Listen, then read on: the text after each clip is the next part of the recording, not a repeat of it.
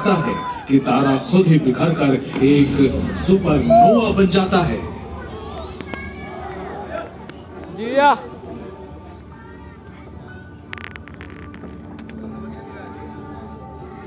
Supernova तत्व निर्माण प्रक्रिया का अंतिम चरण पूरा करते हैं। इन विशाल विस्फोटों के भीतर जिंक, प्लैटिनम और सोना जैसे भारी और दुर्लभ तत्व बनते हैं।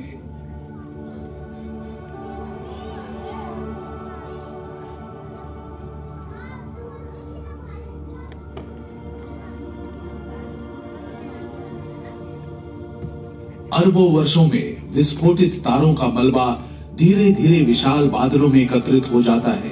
अभी भी ज्यादातर हाइड्रोजन है, लेकिन अब भारी परमाणुओं के मिश्रण से भर चुका है। इन विशाल बादलों को हम नेबुलाई अथवा निहारिका कहते हैं। ये इतना विशाल है कि इसमें हमारा सौर मंडल लाखों करोड़ों बार समा सकता है। इन स्तंभों के अंदर गहराई में परमाणुओं के साथ कुछ हो रहा है। वे एक दूसरे तक पहुंचना और अणु बनाना शुरू कर रहे हैं। सुनिए, मेरा एक सवाल है। पूछो बेहिचक। अणु क्या होता है? हाँ, अच्छा सवाल है। आइए ध्यान से देखें।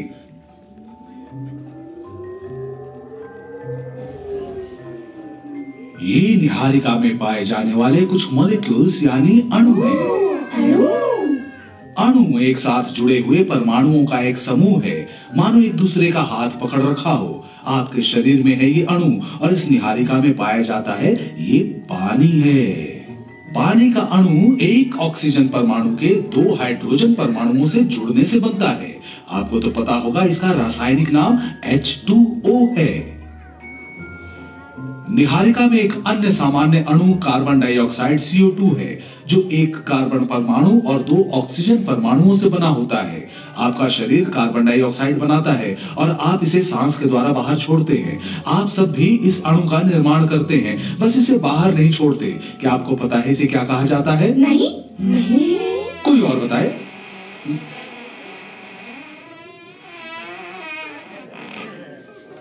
खैर, बहुत बहुत धन्यवाद, लेकिन मेरा मतलब था मीथेन। हाँ, आपने तो मीथेन बना दिया। ठीक है, अब सुनो आगे।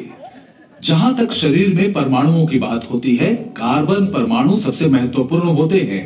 कार्बन एक साथ 4 अलग अलग परमाणुओं के साथ बंध सकता है, जिससे सच में दिलचस्प अणुओं का निर्माण संभव हो जाता है।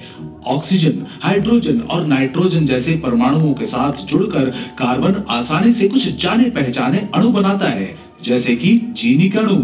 ये वसा यानी फैट में उपस्थित है और प्रोटीन अणुओं का एक जरूरी हिस्सा है।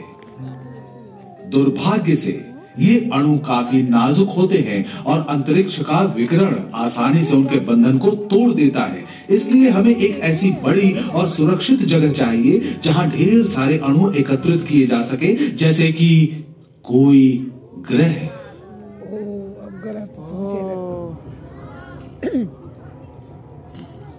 गैसों, अणुओं, धातुओं और धूल की ये विशाल डिस्क ही हमारा सौर मंडल है, जिसके केंद्र में है एक नया सूर्य।